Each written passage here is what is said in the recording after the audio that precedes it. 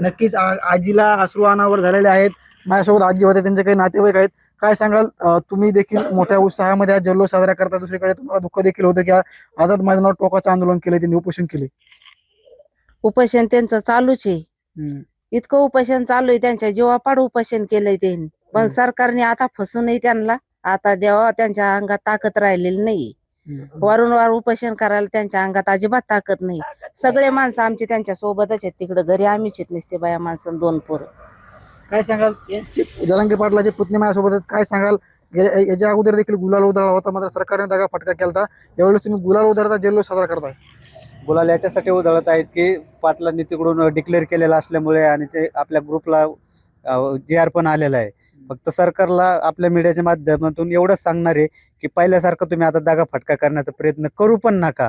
तुम्ही याच्या आधी शिवाजी महाराजांची शपथ घेतली, वाशीमधून मराठ्यांना माघारी पाठवलं, जे काय झालं असेल ते झालं असेल, पण इथून पुढं तरी तुम्हाला एक सद्विवेक बुद्धी चांगली यावी व तुम्ही मराठ्याच्या संदर्भात असन किंवा मराठ्याच्या आरक्षण संदर्भात असन कुठलंही टोकाचं म्हणजे की असा दगा फटका करण्याचा प्रयत्न करू नये. आणि जो JR काढला, जो सर्व समाजाला पाटलांना मान्य आहे, तो आम्हाला पण मान्य आहे आणि त्याबद्दल आम्ही सरकारचं जाहीर आभारच मानत आहेत. काय सांगाल, सरकारचा आभार काय बोला. या दुसरे पुतणे माझ्यासोबत, त्यांच्या हातात दुखापत देखील झालेली, काय सांगाल? खरं तर सरकारने JR काढला त्याबद्दल सरकारचं मनापासून आभार. फक्त सरकारने आता मागच्या वेळेस जसा दगा फटका झाला तसा करू नये. 18 पगड जातीच्या लेकरांना जसं सरकार आपलं मानतंय, तसं मराठा समाजाच्या लेकरांना सुद्धा सरकारने आपलं मानावं. मराठा समाजाच्या लेकरांना सुद्धा आरक्षण भेटावं. यामुळं पाटलाचं उपोषण होतं. आता सरकारने उपोषण सोडलं JR काढून, त्यामुळे आता दगा फटका करू नये. हैदराबाद गॅजेटनुसार मराठा समाजाला आरक्षण हे भेटलंच पाहिजे आणि JR काढलं सरकारने दिलंच पाहिजे.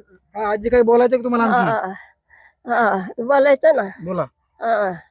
आता जरांगे पाटलाला उपोषण करायला लावू नका.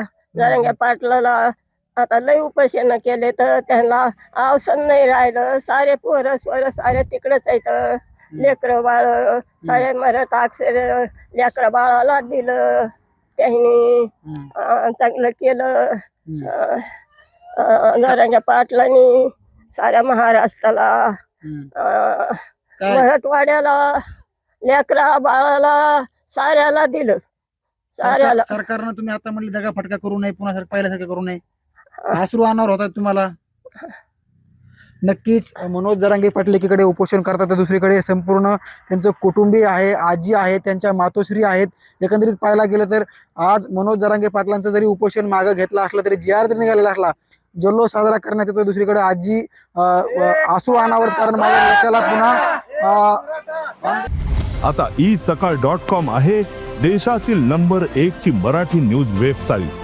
प्रत्येक अपडेटसाठी isakal.com ला नक्की भेट द्या.